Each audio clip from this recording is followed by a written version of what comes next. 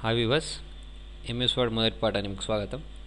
MS word open చేయడానికి మీరు ముందుగా స్టార్ట్ని క్లిక్ చేసి ప్రోగ్రామ్స్లోకి వెళ్ళి ఇక్కడ చూడండి, మైక్రోసాఫ్ట్ ఆఫీస్లో ఆఫీస్ వర్డ్ 2007 ఉంది కదా, దీన్ని క్లిక్ చేయండి.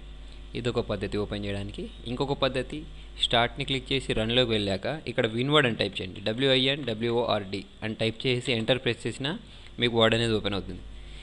వర్డ్ ఓపెన్ అయిన తర్వాత చూడండి, దీని ఇంటర్ఫేస్ గురించి తెలుసుకుందాం. దీనిలో అన్నిటికంటే పైన చూడండి, దీన్ని మనం టైటిల్ బార్ అంటాం. డాక్యుమెంట్ 1 మైక్రోసాఫ్ట్ వర్డ్ అని వచ్చింది కదా, దీన్ని మనం టైటిల్ బార్ అంటాం. వీటిని ట్యాబ్స్ అంటాం. Home tab, INCET tab, page layout tab, reference tab, వీటిని మనం ట్యాబ్స్ అని పిలుస్తాం. తర్వాత చూడండి, దీని అంతటిని రిబ్బన్ అంటాం. ఇది అంతుంది కదా, దీన్ని రిబ్బన్ అంటాం. ఈ రిబ్బన్లో వీటిని గ్రూప్స్ అంటాం. Font group, paragraph group, styles group అని చదువుతాం. తర్వాత చూడండి, దీన్ని రూలర్ అంటాం. ఈ స్కేల్ని మనం రూలర్ అంటాం. ఓకేనా. దీన్ని అప్లికేషన్ టూల్ బార్ అంటాం.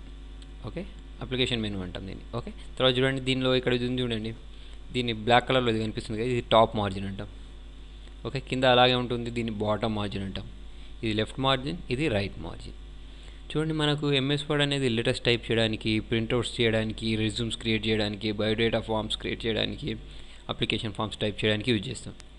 ఇందులోనే ఎందుకు టైప్ చేయాలంటే చూడండి, ఇప్పుడు దీనిలో నేను ఫర్ ఎగ్జాంపుల్ ఇట్లా కంప్యూటర్ అని టైప్ చేశాను. ఓకేనా, నేను ఈ స్పెల్లింగ్ టైప్ చేసింది కరెక్టేనా? తప్పు. కాబట్టి కింద రెడ్ లైన్ వచ్చింది చూడండి. కింద రెడ్ లైన్ వచ్చింది అంటే అర్థం ఏంటంటే స్పెల్లింగ్ మిస్టేక్ అని అర్థం అన్నట్టు. ఇప్పుడు దీన్ని మనం కరెక్ట్ చేయాలి అంటే మామూలుగా దీని మీద రైట్ క్లిక్ ఇచ్చేస్తే మనకు కొన్ని సజెషన్స్ వస్తాయి. దీనిలో మనకు కావాల్సింది ఏది? కంప్యూటర్. దీన్ని క్లిక్ చేస్తే ఇది కరెక్ట్ అయిపోతుంది. ఓకేనా.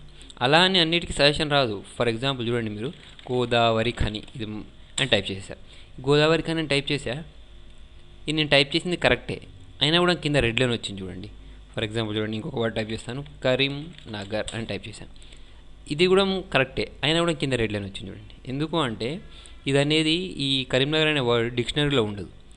మనం డిక్షనరీలో లేని వర్డ్స్ అన్నిటిని ఏం టైప్ చేసినా కంప్యూటర్ దాన్ని తప్పనే చెప్తుంది. అట్లాంటి వాటిని మనం ఏం చేయాలి అంటే రైట్ క్లిక్ ఇచ్చేసి మీరు ఇగ్నోర్ చేస్తే సరిపోతుంది. ఓకేనా. డిక్షనరీలో లేని వర్డ్స్ని మీరు ఏం రాసినా, మీ నేమ్ రాసినా కూడా తప్పనే చెప్తుంది. అట్లాంటి వాటిని మనం పట్టించుకోవాల్సిన అవసరం లేదు. అలా కాకుండా మనం ఇంగ్లీష్ వర్డ్స్ రాసినప్పుడు కింద రెడ్ లైన్ వచ్చింది అంటే మిస్టేక్ మనది అన్నట్టు. ఓకేనా. సరే, ఇప్పుడు చూడండి, దీనిలో మీకు మ్యాటర్ తెచ్చుకోవడానికి ఒక ట్రిక్ ఉంటుంది. =RA rand bracket open bracket close చేసి ఎంటర్ ప్రెస్ చేసినంటే చూడండి, మీకు డైరెక్ట్గా ఒక మ్యాటర్ వచ్చేస్తుంది. ఇది మీరు ఎక్స్పెరిమెంట్స్ చేయడానికి యూజ్ చేయొచ్చు. ఇది ఒక ట్రిక్. చూడండి మళ్ళీ ఒకసారి, =RA rand bracket open bracket close enter. ఓకేనా.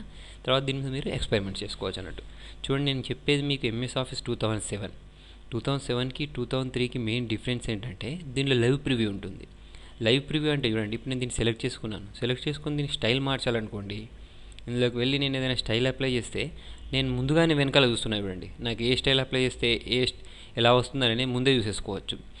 ఓకేనా. దీన్నే మనం లైవ్ ప్రివ్యూ అంటాం అన్నట్టు. అదే ఈ ఆప్షన్ మనకు 2003లో అవైలబుల్ లేదు, 2007లోనే అవైలబుల్ ఉంది. ఇది చూడండి, నేను సైజ్ పెంచినా కూడా నాకు ఇక్కడ సైజ్ అనేది నేను ముందే చూసేసుకోవచ్చు.